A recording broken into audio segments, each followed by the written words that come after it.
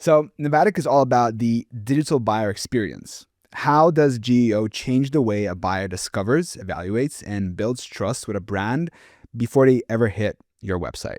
I think I'm going to take this from a product marketing angle actually a little bit. What we've seen is that buyers, you almost have to think about your positioning and how you're showing your product more in your content than your homepage. I think in the past, blog content and SEO content, and part of the reason probably people are saying it's dead is because you weren't really thinking about how you positioning your product as much. You weren't really thinking about how will buyers interpret this.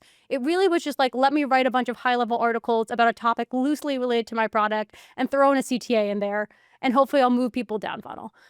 So that you didn't really think as much as about the buyer experience. Now that we know that LMs are pulling from your content, I think a lot of it is, okay, you almost have to create more like bottom of funnel product marketing led content to make sure it is positioning you well, that buyers can understand clearly what you do. So yeah, I think it's really changing more just that first touch. Well, in the past, it might have been the homepage itself is how buyers discovered you and thought about you. Now, obviously, it's through these LLMs, but really what they're discovering you more is from your content. Okay, interesting.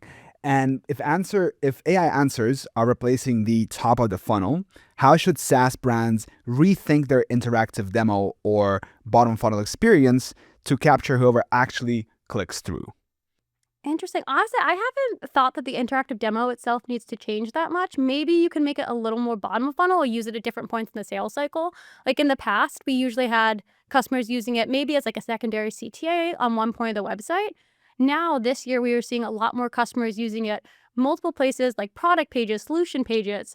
So I'd say it's more about creating different versions depending on what the buyers want to explore and creating more than just that like very high level overview and personalized for, again, different personas or use cases. But I haven't seen like a drastic change in the way customers are building demos.